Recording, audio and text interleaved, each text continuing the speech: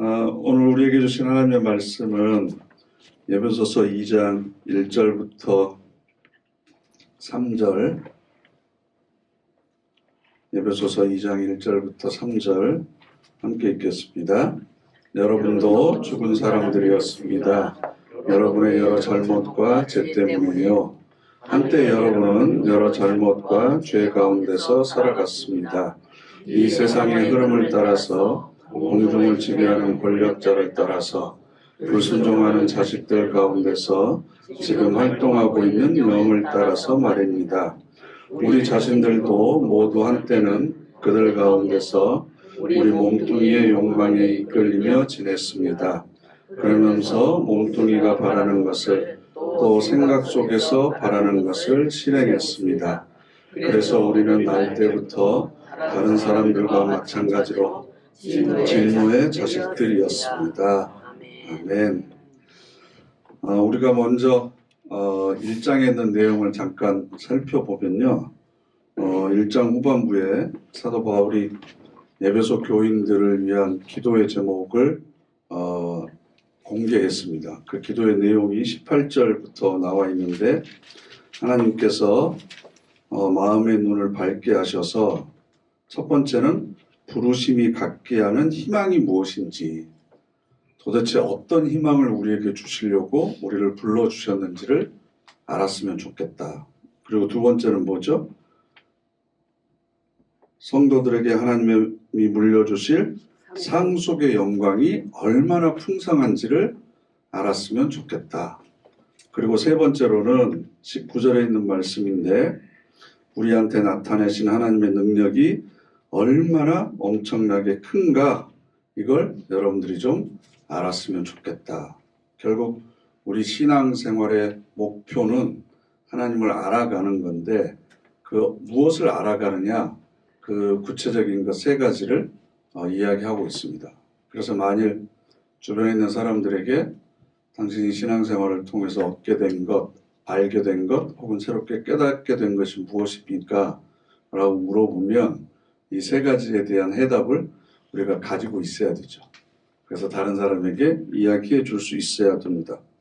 그리고 하나님께서 원하시는 것은 우리의 구원인데 그것을 반드시 이루시고야 말 것이다 라고 하는 내용이 바로 1장의 내용이었습니다. 그러면 이제 2장으로 와서는 그러면 우리가 전에는 도대체 어떤 상태에 있었길래 하나님께서 우리를 여기까지 인도하셨는가. 구원이라고 하는 단어는 물에 빠진 사람을 이렇게 건져내다 라는 뜻을 가지고 있거든요. 그러니까 우리가 그때 물속에 빠져 있는 상태가 어떤 상태였는지 이걸 좀 알아야 하나님이 우리에게 나타내신 구원의 능력이 얼마나 크고 위대한지를 알 것 아닙니까? 이전 상태에 우리가 어떤 상태였는지를 알아야 그런 상태에서 우리를 여기까지 인도해 오신 하나님의 열심과 하나님의 집념, 또 하나님의 계획, 우리가 이것을 인정할 수 있게 된다라는 거죠. 그래서 2장부터는 잘못과 죄로 죽었던 우리들의 상태가 어떤 상태였는지를 이야기합니다. 그래서 그 대표적인 것이 3절인데요. 3절 한번 읽어보실까요? 우리 자신들도 모두 한때는 그들 가운데서 우리 몸뚱이의 욕망에 이끌리며 지냈습니다. 그러면서 몸뚱이가 바라는 것을 또 생각 속에서 바라는 것을 실행했습니다. 그래서 우리는 날 때부터 다른 사람들과 마찬가지로 진노의 자식들이었습니다. 우리 개역 개정 성경은 육체와 마음이 원하는 것이라고 해놨는데 우리 그 새한글 성경은 굉장히 직설적이고 노골적으로 몸뚱이가 원하는 것이라고 해놨습니다. 왜 이렇게 번역을 했는지 제가 그 번역자한테 물어보진 않았지만 우리가 육체라고 하면 몸하고 가끔 혼동하는 경우가 있어요. 몸하고 육체는 성경에서는 전혀 다른 개념으로 쓰입니다. 그러니까 우리의 몸은 우리의 영혼과 정신과 육체를 통틀어서 몸이라고 합니다. 근데 우리는 몸이라면 우리의 육체를 생각하는 경향들이 있어요. 그래서 그 로마서 12장 2절에 너희 몸을 하나님께서 기뻐하실 만한 거룩한 제물로 드려라 라고 하는 얘기를 우리는 그럼 내 몸을 육체를 불태워서 드려야 된다는 얘기인가? 이렇게 착각하잖아요. 그러니까 여기서 몸이라고 하는 건 내 육체만 여기 와 있는 게 아니고 정신은 딴 데가 있고 그죠? 영은 다른 데가 있고 이게 아니고 내 삶의 모든 것을 다 하나님께서 기뻐하실 만한 제물로 드려야 된다. 그럴 때 몸이라고 하는 단어를 써요. 그러니까 몸이 아프다라고 하는 얘기는 육체뿐만 아니라 마음도 아프고 영도 아프다라는 뜻이 되는 거고 질병에 걸렸다라고 하는 것은 육체가 아프다는 뜻이 되는 거고 그래서 육체와 마음이 원하는 것 그러면 몸이 원하는 것을 우리가 잘못 생각할 수 있어서 새한글 성경은 아예 그냥 노골적으로 몸뚱이가 원하는 것이라고 해놨어요. 그리고 몸뚱이가 원하는 것과 생각 속에서 바라는 것을 우리가 하면서 살아왔다. 그래서 그 유대인들은 인간이 세 가지 구성 요소로 되어 있다고 생각을 했어요. 그게 하나가 영이 있고 그 다음에 혼, 정신이 있고 그 다음에 육체가 있고 그래서 고대 헬라 철학에서는 인간은 영적인 존재라고 생각하지 않고 정신과 육체로 이원론적으로 생각을 했었습니다. 그래서 성경에서 말하는 육체라고 하는 몸뚱이라고 하는 것은 뭐냐 그러면 하나님께서 원하시는 것을 하지 않고 그 반대로 나아가려고 하는 경향성 쉽게 얘기하면 우리 가운데 죄가 자리 잡고 있는 곳 그곳이 어디냐 그러면 바로 우리의 몸뚱이다. 우리의 육체다라고 이야기하고 있는 겁니다. 그래서 우리의 죄가 어디로부터 들어오느냐 그리고 죄를 무엇으로 짓느냐 몸뚱이로 짓는 게 가장 눈에 보이고 직접적으로 설명할 수 있기 때문에 그렇습니다. 그래서 헬라 철학에서는 육체는 죄악 덩어리고 죄 덩어리고 왜냐하면 육체로 하는 것은 별로 선한 게 없다고 생각을 했고 우리 정신은 선한 것이라고 생각을 했어요. 그래서 이걸 분리해서 생각을 했습니다. 그런데 여러분 정신은 깨끗하고 육체는 죄덩어리니까 이 육체 가운데 묻혀있는 정신을 어떻게 하면 분리해낼 것인가 우리의 정신을 육체로부터 어떻게 탈출시킬 것인가 그래서 많은 사람들이 이것이 잘못해서 어디로 가냐 그러면 금욕주의로 가는 거예요. 금욕주의. 그래서 우리 육체로 하여금 죄를 짓지 말도록 해야 되겠다. 그럼 어떻게 해야 돼요? 죄를 지을 수 있는 가능성들을 차단해야 되겠죠. 그래서 만들어진 것이 중세시대의 수도원 제도입니다. 수도원 제도. 자기가 가지고 있는 모든 걸 다 버리고 물질에 대한 욕심도 버리고 사람들과 격리되어 있는 수도원으로 들어가는 거죠. 남자들은 수도사가 됐고 여자들은 수녀가 되고 그래서 죄를 지을 수 있는 가능성으로부터 육체가 죄를 지을 수 있는 가능성으로부터 차단해 버렸습니다. 그래서 굴에 숨어서 혹은 사막으로 가서 광야로 가서 몇 년 동안 지내면서 오직 하나님과 깊은 교제만을 추구하는 삶을 살았습니다. 그래서 남자들은 여자들 안 쳐다보고 여자들은 남자들 볼 일이 없는 그런 시스템을 만든 거죠. 그렇게 해서 무슨 일이 생겼냐 그러면 고아원이 만들어진 거예요. 수도원 때문에 고아원이 만들어진 거예요. 이해가 잘 안 되세요? 얘기를 좀 노골적으로 해야 되나요? 그럼 남자들끼리만 있는데 이걸 해결할 방법이 없잖아요. 그런다고 남자들끼리 모든 일들을 다 해결할 수 있나요? 그러다 보니까 은밀하게 비밀리에 만들어지는 거죠.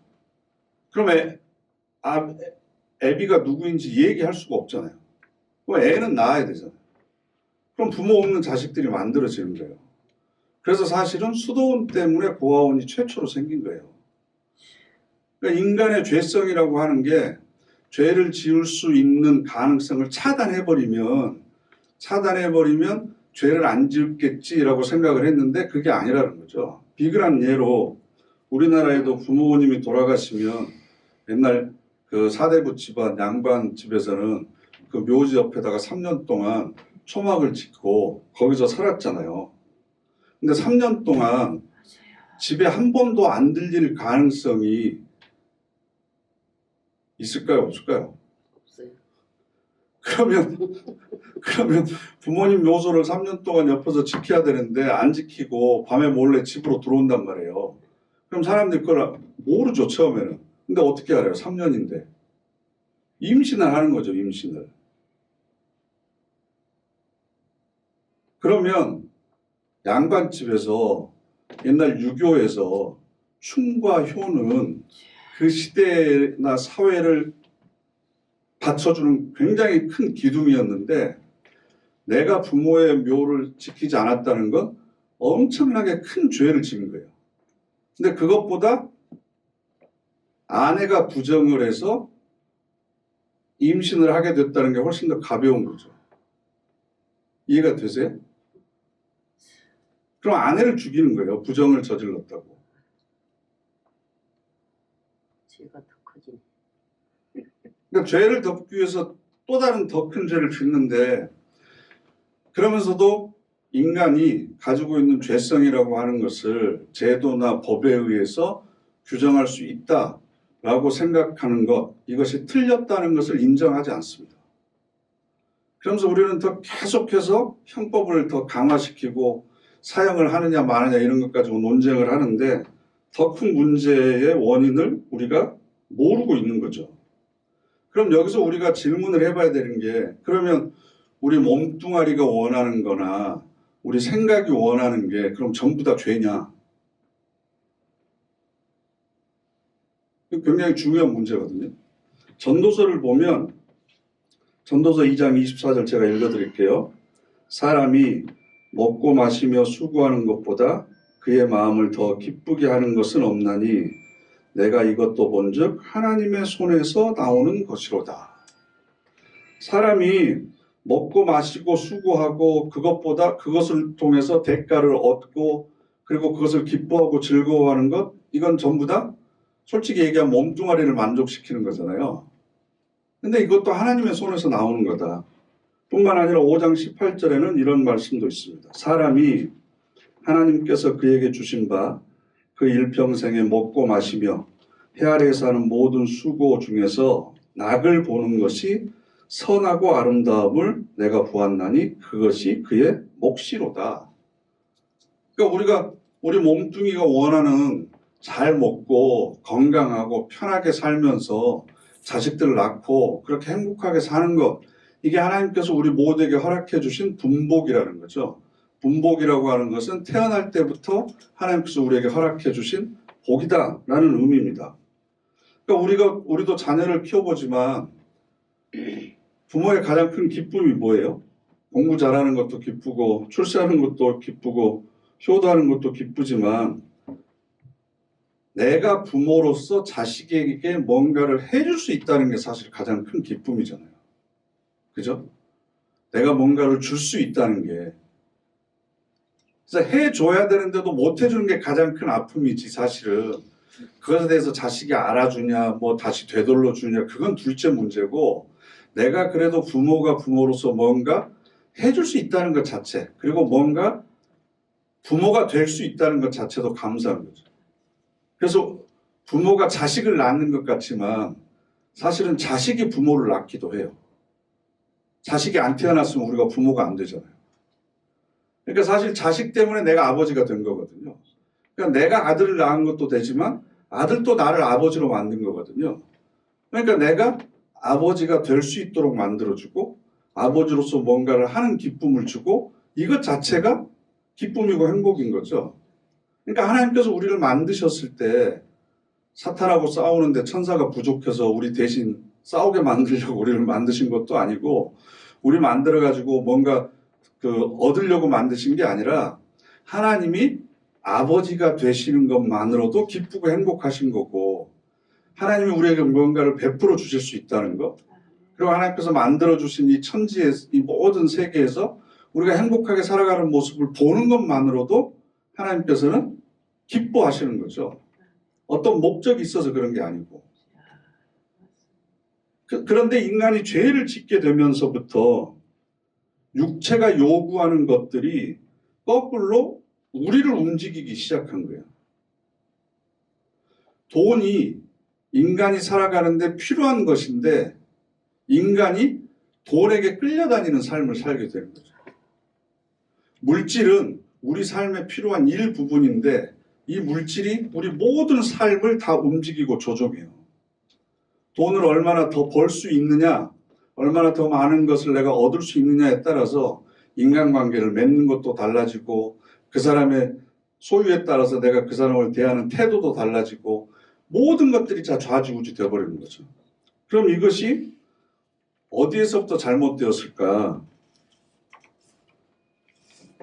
하나님께서 우리를 처음 만드실 때 우리를 그렇게 불완전하게 만들어 주셨기 때문이 아니고 하나님만을 의지하면서 살아갈 수 있는 존재로 우리를 만드셨어요. 그래서 인간은 연약합니다. 인간은 완전하지 않습니다. 부족합니다. 저나 여러분이나 한계가 있습니다. 그래서 시간이 지날수록 세월이 흘러갈수록 우리의 육체도 점점점 그 한계에 가까이 다가가는 거고 우리의 정신력도 그렇고 그런데 그 한계를 느끼면 느낄수록 하나님을 더 의지해야 되는데 하나님을 의지하는 것이 아니라 다른 것을 의지하는 거죠. 다른 것에 중독이 되는 겁니다. 그래서 하나님으로부터 기쁨을 얻고 만족을 얻는 것이 아니라 내 육체적인 필요를 채우는 것을 통해서 만족을 얻는 것으로 인간의 본성이 변질되어 버렸어요. 하나님께서 우리를 만물의 영장으로 만드셔서 모든 피조물들을 다스리게 했잖아요.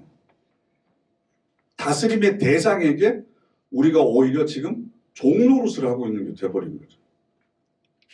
그래서 그 상태를 뭐라고 표현을 하냐 그러면 바로 그게 진노의 자식이 되었다라는 겁니다. 진노의 자식이 되었다. 진노의 자식이라고 하는 것은 태어날 때부터 그렇게 태어났다. 본질적으로 그런 한계를 가지고 있다라고 하는 의미인데요. 스스로 이런 결함과 부족함을 채우기 위해서 눈에 보이는 것을 통해서 몸뚱아리가 원하는 것을 아무리 만족시켜도 인간은 거기에서 벗어날 수 있는 존재가 아니다.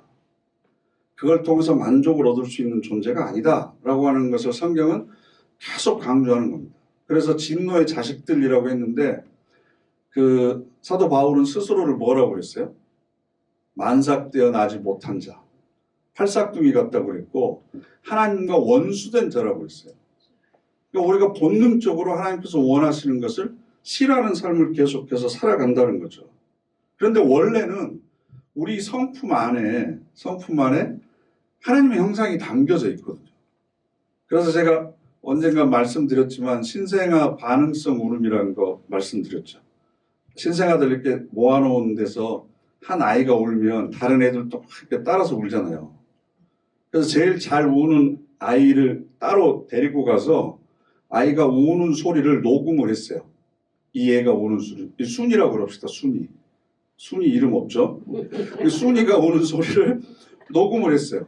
그래가지고 순이만 따로 데려다 놓고 자기가 울었던 울음소리를 들려준 거예요. 그럼 애가 울까요? 안 울까요? 다른 애들이 울 때는 제일 크게 울었던 애가 자기 울음소리를 듣고는 안 울어요. 태어난 지 일주일도 안 되니까. 이게 뭐냐 그러면 공감한다는 겁니다. 애들이 포대기에 쌓여서 우는 이유가 뭐겠어요? 배가 고프거나 아니면 응가를 했거나 아니면 어디가 몸이 불편하거나 그런데 표현할 방법이 없잖아요. 그러니까 유일하게 표현할 수 있는 방법은 우는 것밖에 없잖아요. 근데 옆에 있는 애가 울면 본능적으로 직감하는 거예요. 공감하는 거예요. 그래서 같이 울어주는 거예요. 근데 내가 울었던 울음소리는 내가 불편해서 우는 울음소리가 아니고 옆에서 우니까 따라서 울었던 울음소리잖아요. 그러니까 그 울음소리를 들려주면 애가 안 울어요. 그러니까 우리는 태어나면서부터 다른 사람의 아픔과 다른 사람의 슬픔과 다른 사람의 기쁨이든 이렇게 공감할 수 있는 능력을 가지고 태어났는데 점점 이렇게 자라나기 시작하면서 계속해서 외부로부터 안 좋은 것들이 들어와서 하나님의 형상이 차단되는 거죠. 더 이상 자라나지 못하는 거죠. 우리 몸 자체가 육체가 아니고 우리 몸 자체가 그래서 제가 테레사 효과에 대해서도 설교하면서 말씀을 드렸는데 착한 일을 하는 것만 봐도 내 몸의 면역 세포들이 만들어지기 시작하는 거예요.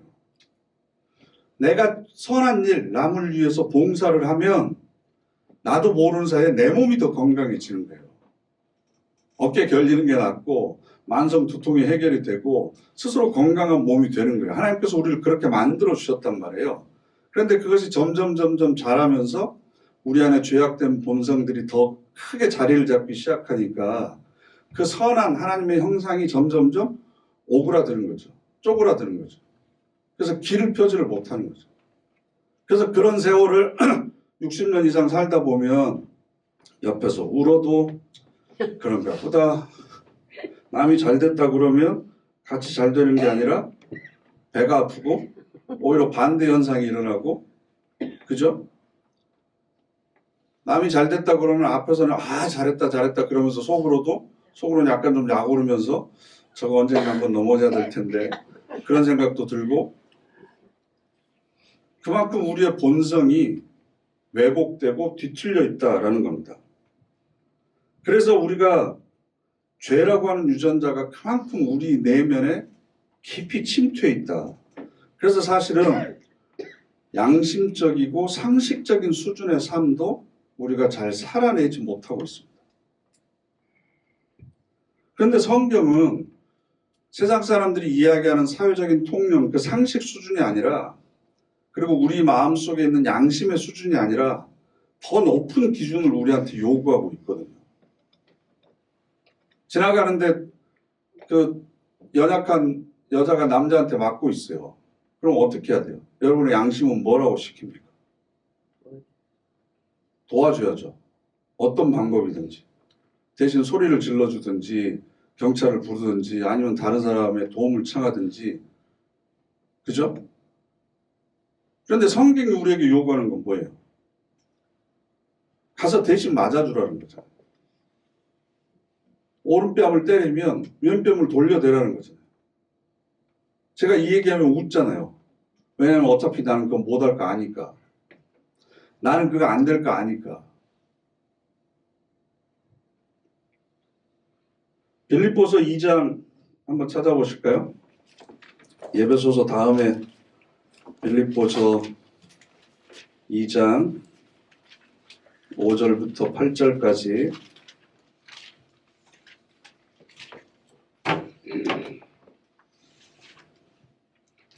빌립보서 2장 5절부터 8절까지 함께 읽겠습니다.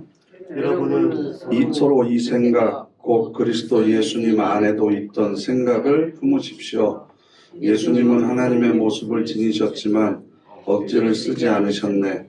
하나님과 동등하게 되시는 것에 오히려 자신을 비우셔서 종의 모습을 취하셨네.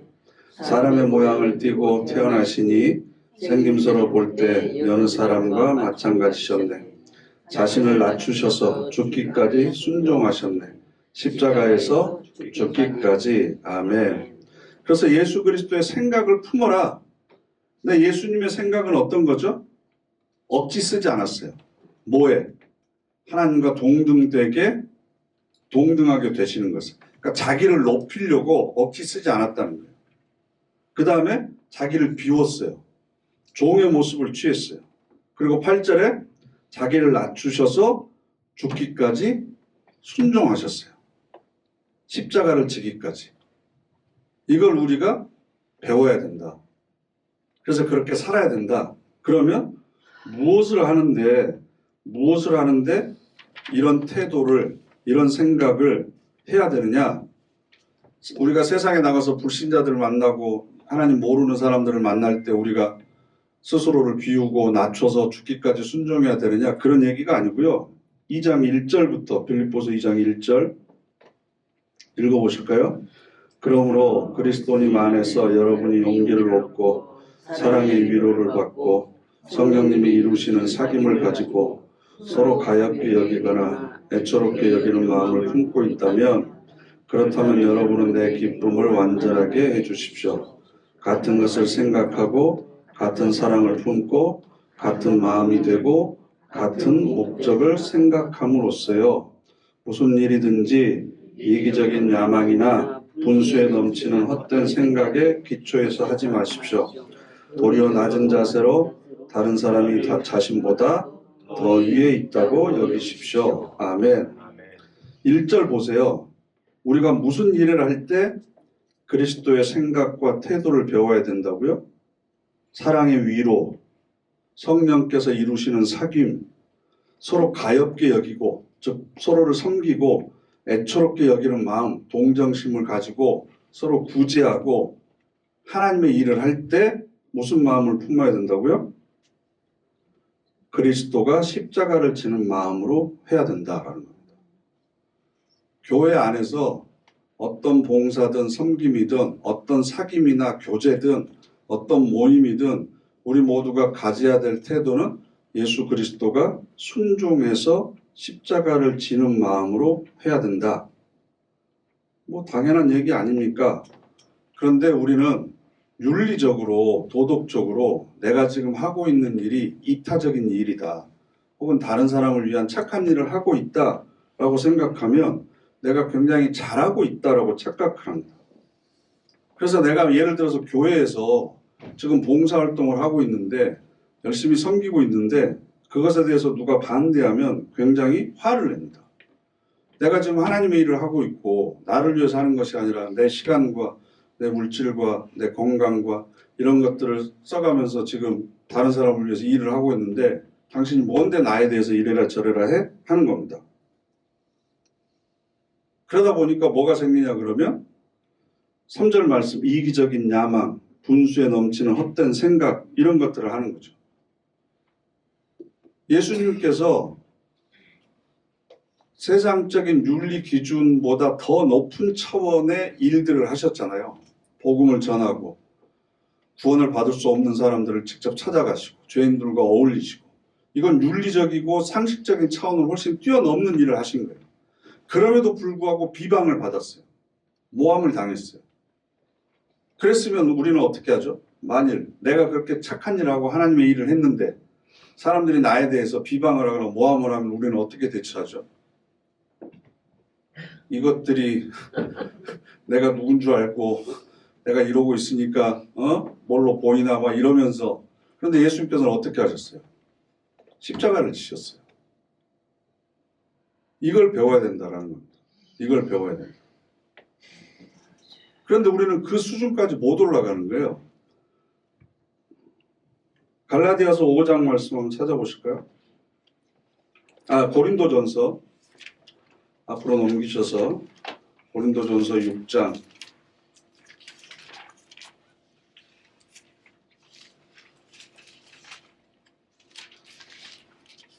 고린도전서 6장 1절부터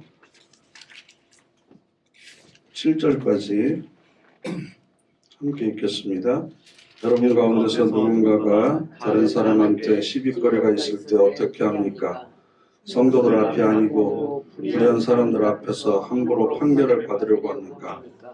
여러분은 성도들이 세상을 심판하려는 것을 알지 못합니까? 세상이 여러분에게 심판을 받는 터인데 여러분은 아주 사소한 문제도 판결할 능력이 없습니까? 여러분은 우리가 천사들을 심판하리라는 것을 알지 못합니까? 일상의 일은 말할 것도 없고요. 그런데 일상의 일과 관련된 재판거리가 있을 때 여러분 그 교회에서 업신여김을 받는 그런 사람들을 재판관으로 앉힙니까? 내가 여러분을 부끄럽게 하려고 하는 말입니다. 여러분 가운데는 형제 자매 가운데서 일어난 문제를 판단해 줄 수 있는 지혜로운 사람이 이렇게 하나도 없습니까? 형제 자매가 형제 자매와 재판을 벌이는데 그것도 믿지 않는 사람들 앞에서 그렇게 합니까? 그러므로 여러분끼리 서로 소송을 벌이고 있으니 여러분은 이미 완전히 진 겁니다. 차라리 불의를 당하고 말아버리지 않는 것은 무엇 때문입니까? 차라리 속아서 빼앗기고 말아버리지 않는 것은 무엇 때문입니까? 이 말씀의 배경을 알겠죠? 성도들 사이에 서로 하나님이 일을 하자고 그러는데 시시비비가 붙는 거예요. 그럼 그것을 교회 안에서 판단을 하고 조정을 하고 그래서 정화를 해야 되는데 그게 안 되니까 세상 법정에 가서 누가 옳았는지 판단을 해 주십시오라고 내맡기는 게 이미 다 진 거다. 그걸 왜 불의한 세상에게 그 판단을 맡기느냐. 우리가 나중에 하나님 나라 가면 천사들도 판단하고 우리가 세상을 판단할 그럴 지위에 있는 자들인데 우리의 일 가지고 그것을 다른 사람에게 물어보고 그래서 교회 일은 교회 안에서 해결을 해야지. 그걸 왜 다른 사람에게 물어보고 이게 여기저기 소문내고 그렇게 하느냐. 그것부터 이미 우리는 증거다라는 겁니다. 나는 증거다. 예수님께서 만약 이 자리에 있었으면 어떻게 하셨겠어요? 내가 옳았고 저 사람이 틀렸다는 것을 끝까지 증명했겠습니까? 왜 빌라도의 법정에서 예수님께서 침묵하셨을까? 하실 말씀이 없어서였을까? 물론 원통할 일이 있을 수 있죠. 억울할 수 있죠. 그런데 하나님께서 나에게 기대하고 있는 것이 무엇인지를 모른다는 겁니다. 차라리 당해라. 차라리 억울해해라. 차라리 믿지고 손해봐라. 그러면 하나님께서 갚아주실 것이다. 예수 그리스도가 죽기까지 순종하셔서 옳은 일을 했음에도 불구하고 비난당하고 모욕당하고 사형당했잖아요. 근데 그걸 항변하지 않고 침묵으로 그 길을 끝까지 갔잖아요. 그래서 에베소서 1장 마지막이 뭐예요? 모든 이름 위에 뛰어난 이름을 그에게 주셨다는 거죠. 그럼 우리는 그 원리 때문에 구원을 받은 사람들이에요. 구원을 받은 사람들. 그럼 우리도 그 원리가 내 삶 속에서 나타나야 되잖아요. 그런데 우리는 내가 가지고 있는 기준을 가지고 옳으냐 그르냐 맞냐 틀리냐를 가지고 내가 옳았다고 생각하면 너무 억울하고 분통이 터지니까 이제 스피커가 되는 거죠. 동네방네 자신의 이야기, 억울함을 이야기하고 그래서 사람들로부터 내가 옳다고 인정받고 싶어하고 그러면 나를 비방하는 사람은 어떻게 되는 거죠? 이 사람을 죽이겠다는 거죠. 이 사람을 완전히 묻혀버리는 거죠. 그런데 내가 참고 견디면 시간이 지나면 모든 것은 다 알게 되어 있습니다. 하나님께서 나를 더 높여주십니다. 이게 성경이 우리에게 말하는 방법입니다. 그래서 갈라디아서 5장 우리가 찾아보지는 않겠지만 성령의 9가지 열매가 나오는 배경도 보면요. 전부 육체의 열매들을 맺고 있는 거예요. 갈라디아서도 지나가는 사람들을 붙들고 편지 써놓은 게 아니고 갈라디아 지역에서 열심히 신앙생활하고 있는 교인들한테 쓴 편지예요. 교인들한테 쓴 편지. 그런데 그리스도의 법을 성취한다고 하면서도 즉 하나님께서 원하시는 봉사와 섬김과 구제와 열심히 예배드리고 기도를 하는데 결국은 그 열매가 육체의 열매로 나타나는 거죠. 서로 시기와 질투와 미움과 싸움이 있게 되는 겁니다. 그러니까 성령의 열매를 맺어야 된다. 성령의 열매라고 하는 것이 전부 다 성품에 관한 거잖아요. 성품에 관한 거. 성령의 열매는 결국 사랑이죠. 사랑. 사랑이 8가지의 다른 모양으로 나타나는 거죠. 때로는 기쁨으로 나타나고 때로는 평화로 나타나고 그죠? 그 부모가 자식을 사랑하는 그 사랑도 제가 자주 말씀드리지만 지는 게 아름답다. 그래서 자식이 이기는 부모 없다. 그러니까 부모의 사랑이 아름다운 거죠. 자식이 부모를 사랑하는 것보다 부모가 자식을 더 사랑합니다. 그러니까 부모가 자식한테 지는 겁니다. 덜 사랑하는 부모는 이겨요. 꼭 자기 하고 싶은 대로 자식을 마음대로 이렇게 쥐어잡으려고 그러는데 자식에게 져주는 사랑이 더 아름다운 사랑이고 더 큰 사랑입니다. 그러면 우리가 그 사랑을 배웠잖아요. 그러니까 예수님도 힘과 권력과 능력으로는 왜 빌라도나 로마 군대쯤 처리하실 수 없었겠어요. 근데 져주는 겁니다. 깨달을 때까지 기다려주는 겁니다. 그래야만 평화가 있습니다. 그래야만 화평이 있습니다. 그래서 평화를 이루는 자는 복이 있나니 그들이 하나님의 아들이라 일컬음을 받을 것이며 이렇게 되어 있는 거예요. 근데 평화를 이루는 방법은 뭐죠? 지는 겁니다.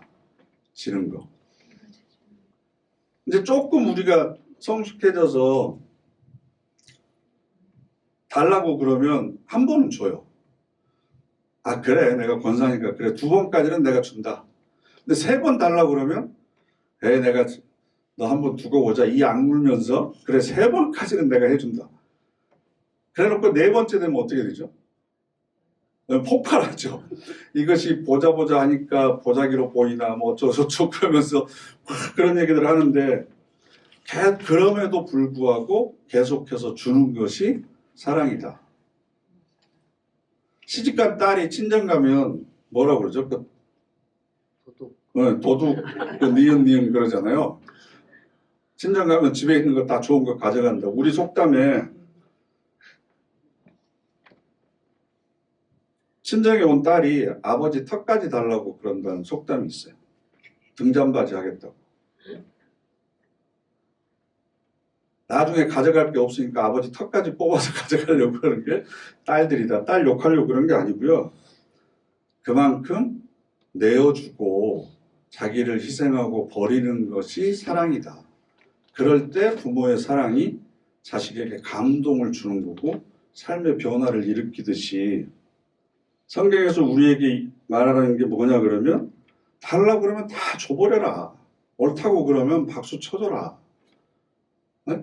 당장 내 눈에 보기에는 안 이뻤고 그렇더라도 그것도 그리스도께서 나에게 주신 마음이 무엇인지를 곰곰이 생각해보고 왜 내가 저 사람을 있는 그대로 받아들이지 못하는지, 왜 수용하지 못하는지, 혹시나 내가 저 사람 자리에 서고 싶어서 그런 건 아닌지, 내 안에 여전히 비교하고 경쟁하고 시기하고 이런 마음이 있어서 저 사람 행동이 내가 안 좋게 보이는 것은 아닌지 계속 돌아보면서 주라고 그러는 데까지 주고 참을 수 있을 때까지 계속해서 참는 것, 그걸 통해서 화평을 이루어가는 것, 이게 예수 그리스도께서 죽기까지 순종해서 십자가를 지신 거잖아요.